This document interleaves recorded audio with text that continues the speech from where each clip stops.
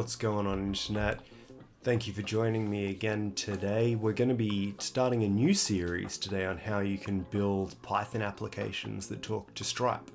So in our first video, what we're going to be covering is the Stripe library for Python, how to authenticate your account, how to check your balance, and how to check what transactions have been going on. So first things first, let's have a look at how we authenticate. So head on to your Stripe dashboard. So you're going to need to sign up to Stripe, obviously, first. Once you've done that, before you've added in all your bank account details and everything, you'll see that you're in test mode.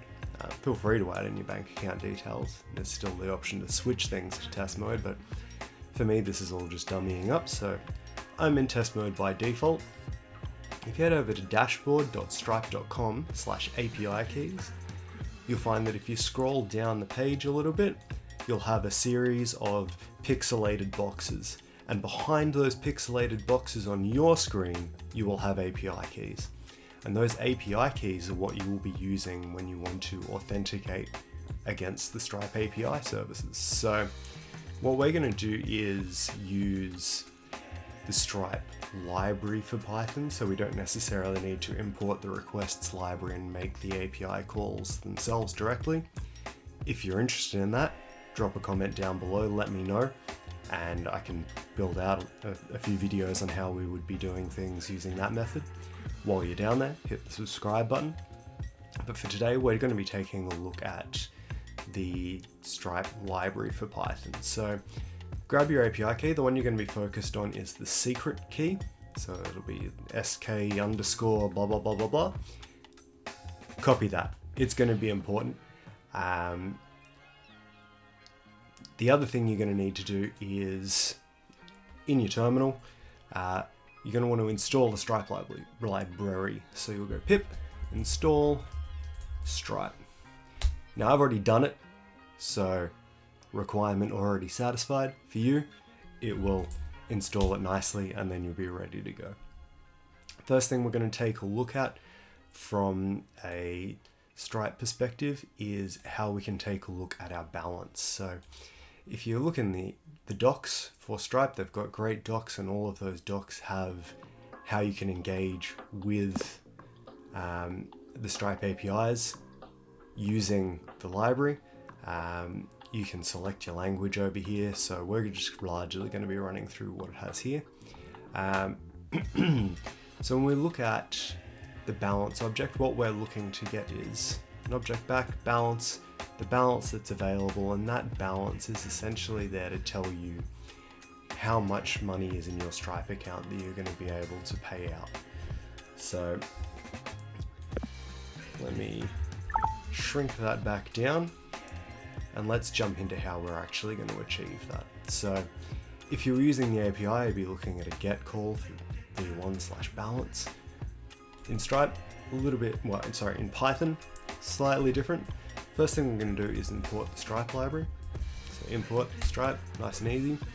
For me, just to keep my API keys a little bit secret from the internet, I'm going to import something called keys, which is where I've stored my keys. You don't need to worry about that. You're all good.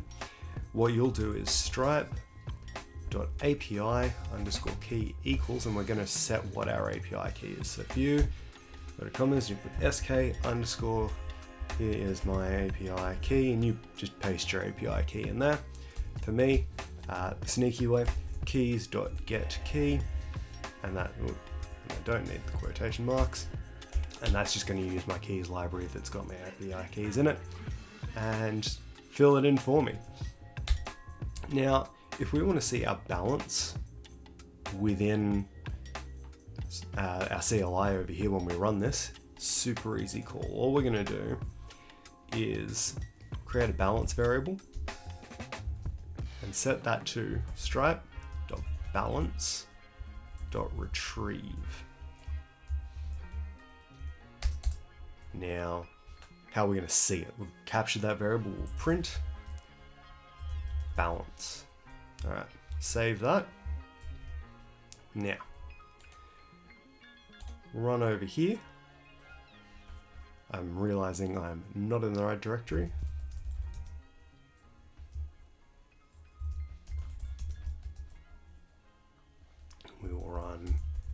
balance. Oh, no we won't. We'll type in Python balance.py. We'll run that. And boom, we have our balance object come back. The available amount, the fact that we're not in live mode, object is balance, how much is pending, refund and dispute pre-funding, pending amounts. We're all good. Happy days. So we've successfully now retrieved our balance.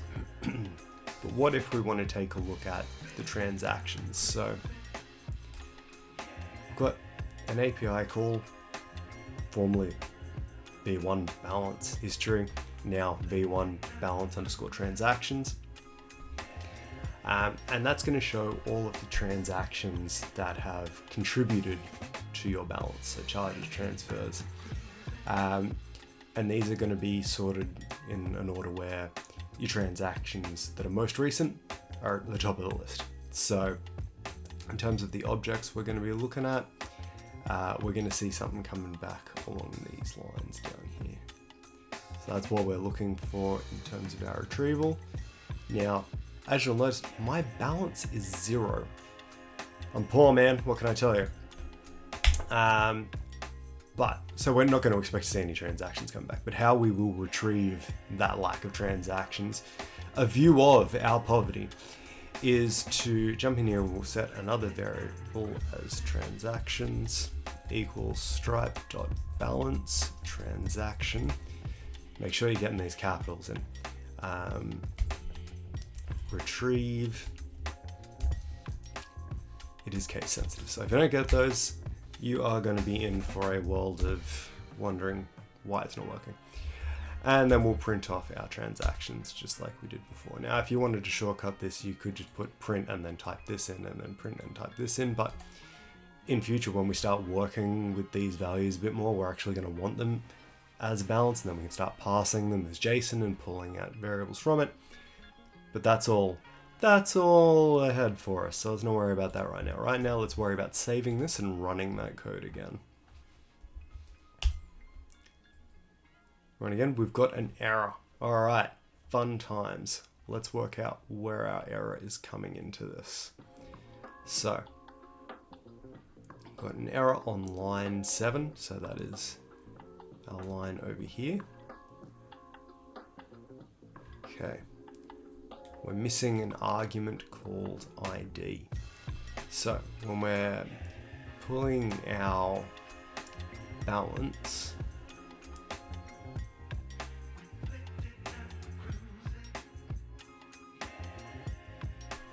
and we're back again. All right, bit of reading the docs later and realizing that, whoops, I gave you the wrong instructions.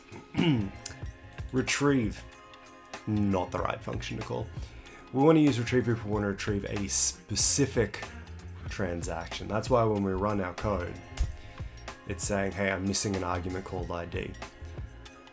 If you wanted to look at a specific transaction, you retrieve it, you send that transaction's ID. When you just want to see all the transactions, you actually want to go list. And then you want to run that and hope that that was the right instruction this time. Boom. Perfect. All right, so we've got our original object here for our balance, same as before. We're going to get down here and we're going to see a second object has been printed. It has no data. There's nothing beyond what it's showing. It is a list, and it is our balance transactions API call. And as we said, because we have 0 balance, there's nothing pending, we have no transaction sitting here in our data. So that's exactly what we would expect to see. So next time, let's have a look at how we can actually start making transactions, creating payments. We're going to use the payments intent and start looking at how we can build a bit of a UI to start engaging with this library from Stripe. So if you found this helpful, awesome. Drop a like, drop a comment, subscribe if you're keen to see more in this series or any more of the videos that we put out in general. Till next time, Have a good one.